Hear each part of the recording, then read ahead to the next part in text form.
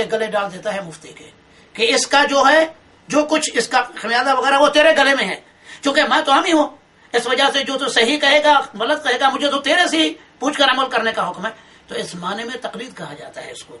لہذا اگر ہم اس کو تقلید بھی کہیں تو یہ تقلید حجت ہے اور اس کی ضرورت بھی ہے. اس وجہ سے ہمارے علماء سلف صالح میں لکھتے بھی ہیں کہ علماء اور فقہا کے یعنی عامی آدمی کو اپنے دماغ اور ذہن سے لڑا کر قرآن و سنت کو نہیں توڑ پھوڑ کرنا چاہیے، بلکہ اہل علم کی بات مان کر جو قرآن و سنت کو سمجھتے ہیں. مثلا ایک آیت کی تفسیر اہل علم کرتا اور ایک جاہل آدمی کہتا ہے نہیں اس کی یہ تفسیر نہیں ہے، تو اہل علم کی بات اسے ماننی پڑے گی، خواہ اگر اس کے عقل میں آئے یا نہ آئے. کیوں؟ جیسے قرآن و سنت کو سمجھتا ہے وہ عالم ہے دین کا. تو اس وجہ سے گویا کہ صحابہ کی بات جو ہم مانتے ہیں، صحابہ کی مانتے ہیں یا ائمہ کی مانتے ہیں، ہم امام ابو حنیفہ کی مانتے ہیں، کبھی امام شافعی کی کبھی مانتے ہیں، کبھی مالک کی مانتے ہیں، کبھی سب ائمہ کی ہم مانتے ہیں. اب صحابہ کی ہم سب مانتے ہیں. اور ہمیں غیر مقلد جو کہتے ہیں کتنا بڑا بیوقوف ہے جو ہم کو غیر مقلد کہتے ہیں کہ اگر تقلید کا یہی معنی ہے جو اس نے کیا ہے اس معنی میں تو صحیح ہے کہ بلا دلیل ہم کسی کی بات نہیں. اگر صحیح کا جو لغوی معنی ہے اس اعتبار سے تو اگر ہم صحابہ کی بات نہ مانتے ہوں، اگر ہم تابعین کی بات نہ مانتے ہوں، اگر ہم فقہا کی بات نہ مانتے ہوں تو صحیح بخاری تو بھری پڑی ہے. صحیح بخاری بھری پڑی ہے کس سے؟ صحیح بخاری کے اندر جو مسند احادیث ہیں باسند، اس کے علاوہ صحیح بخاری کے ابواب کے اندر جو امام بخاری معلقات ذکر کرتا ہے، قال فلان قال فلان قال فلان قال فلان، ان احادیث کو کہا جاتا ہے معلقات، یعنی سند جن کی حذف کر کے امام بخاری صحابہ کے اقوال ان کے فتاوی نقل کرتا ہے اپنی صحیح میں. کبھی آپ دیکھیں بخاری کے اندر ترجمہ تفسیر آپ دیکھیں تو اس کے اندر آپ کو ترجمۃ الباب میں فقہا کے اقوال ملیں گے. مثلا جیسے امام بخاری نقل یا قال الحسن البصری، کہا امام حسن بصری رحمۃ اللہ علیہ نے ما زال المسلمون یصلون فی جراحاتهم، اسی بارے میں جو خون کی بات ابھی کہ خون نجس ہے کیا نہیں ہے. تو امام حسن بصری کا قول امام بخاری نقل کیا ہے. حسن بصری کا قول حجت تھا تو نقل کیا ہے نا، اور اہل حدیث تو ہم سینے سے لگاتے ہیں بخاری کو. ما زال المسلمون، ہمیشہ رہے ہیں مسلمان اپنے زخموں کے ساتھ نمازیں پڑھتے رہے مجاہدین مارکے میں. کہاں ان کو کپڑا بدلنے کا ٹائم ملتا تھا؟ فی جراحاتہم، خون بہ رہا ہوتا تھا، کپڑے خون آلود ہوتے تھے جنگ کی حالت میں، مسلمان اسی حالت میں نماز پڑھتے رہے. اور پھر امام بخاری رحمۃ اللہ علیہ نے یعنی اپنی صحیح کے اندر بہت سے اقوال صحابہ کے تابعین کے، تو ہم ان کو مانتے ہیں لیکن ایسی شکل میں مانتے ہیں کہ جس وقت ان اقوال کے مقابلے میں قرآن و سنت کی کوئی ٹھوس دلیل نہ ہو. لہذا ہمارے لیے قرآن کے بعد نبی صلی اللہ علیہ وسلم کی حدیث کے بعد صحابہ کی بات بھی حجت ہے. اور پھر میں یہ بھی وضاحت کر دوں کہ ہمارا نام اہل حدیث ہے، اور سب سے پہلے حدیث قرآن کو کہا گیا ہے. اہل حدیث، ہمارا نام اہل حدیث ہے نا. ہم نے آج ایسا نام رکھا ہے کہ نبی صلی اللہ علیہ وسلم کی بات کو ماننے والا، اس کے بعد صحابہ کی بات کو ماننے والا، اس کے بعد تابعین کی بات کو ماننے والا، اس کے بعد تابعین کی بات کو ماننے والا. یہ سب کے سب اسی لفظ میں آ گئے ہیں. کیوں؟ اس وجہ سے کہ حدیث سب سے پہلے اللہ کے قرآن کو کہا گیا ہے. ومن اصدق من اللہ حدیثا، سورہ نساء 5ویں پارے میں ہے.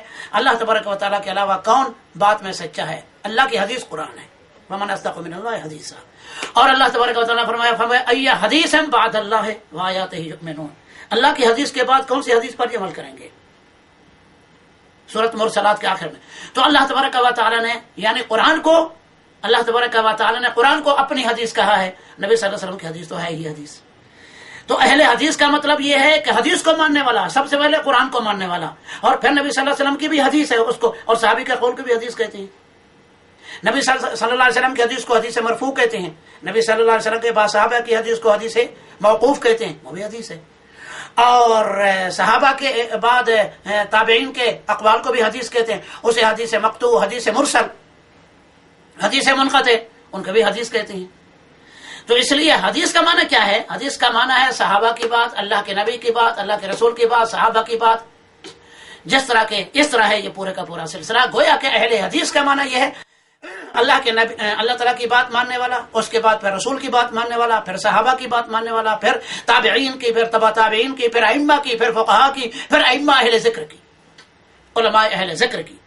علماء اہل ذکر کا ہمیں فاسألوا اہل ذکر کے اندر حکم ہے کہ ہم ان کی بات کو مانیں، ہم ان سے ہم ان سے جو ہے ضروری دلیل پوچھیں. تو یہاں آخر میں وضاحت یہ کر دوں، ایک ہے تقلد، اب یہ علماء جو ہیں، یہ فقہا جو ہیں، اب یہ تقلد میں آ گئے ہیں، یعنی انہوں نے اپنے امام کے پٹا اپنے گلے میں ڈال لیا ہے اور اس کے جو رسی ہے امام کے ہاتھ میں دے دی ہے. اپنے ہاتھ میں پٹا جس طرح کے کتے میں کہ گلے میں پٹا ڈال دیا جاتا ہے، یا اونٹ کو نکیل ڈال دی جاتی ہے، یا کسی گائے بھینس کو پاؤں باندھ دیا جاتا ہے، یا سینگ میں رسی ڈال کر اس کو باندھ دیا جاتا ہے، تو پھر وہ جس آدمی کے ہاتھ میں رسی ہوتی ہے پھر وہی اس کو ادھر ادھر آتا لے جاتا ہے. ٹھیک ہے نا. اب انہوں نے امام کا یعنی پٹا اپنے گلے میں ڈالا ہوا، ان کا امام جدھر بھی لے جائے جدھر بھی لے جائے ان کو لے جائے لے جائے لے جائے.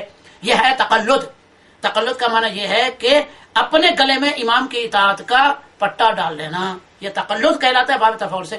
رہا لفظ تقلید، تقلید کا معنی یہ ہے کہ دوسرے کی مجتہد سے پوچھو، ایک عالم سے پوچھو جو قرآن و سنت والا عالم ہے، اس سے پوچھو، پھر اس کا جو ہے چھوڑ دو، اس کا جو وبال وغیرہ جو کچھ بھی ہے تم اس کے حوالے کر دو، اس کے گلے ڈال دو کہ اس نے غلط کہا ہے صحیح کہا ہے. یہ تو ہمیں قرآن و سنت ہی حکم دیتا ہے.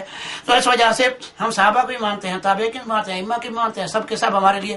اور پھر یہ دیکھتے یہ حدیث صحیح ہے جناب بخاری نے صحیح کہا، تم بخاری کی تقلید کیوں کرتے ہو بھائی؟ امام ابن حبان نے اس حدیث کو ضعیف کہا، پھر اس کو کیوں مانتے ہو بھائی؟ وہ تو سب کا جواب آ گیا اس بات میں، سب کا جواب، کیونکہ ہمیں ماننی پڑتی ہیں یہ باتیں، کیونکہ صحابہ کے اقوال، تابعین کے، محدثین کے، حدیث سے جتنے بھی اقوال ہیں سب کے سب اسی چیز کے متعلق ہیں. اس وجہ سے ہم ان کی باتیں ہم کو ماننی پڑیں گی. تو لہٰذا یہ تقلید کے قسم سے نہیں ہے.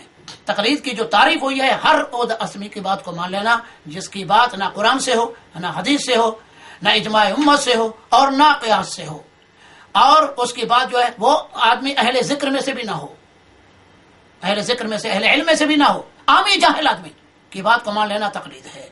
اور یہ تو کوئی مسلمان بھی نہیں کرتا. البتہ جاہل کے لوگ کرتے تھے جاہلیت میں، انہیں کے بارے میں وجدنا آباءنا جب انہوں نے کہا ہے، تو اصل میں تقلید وہ ہے مذموم. تو اس وجہ سے ہماری طرف یہ نسبت کرنا ایسی باتوں کا تو غلط ہے.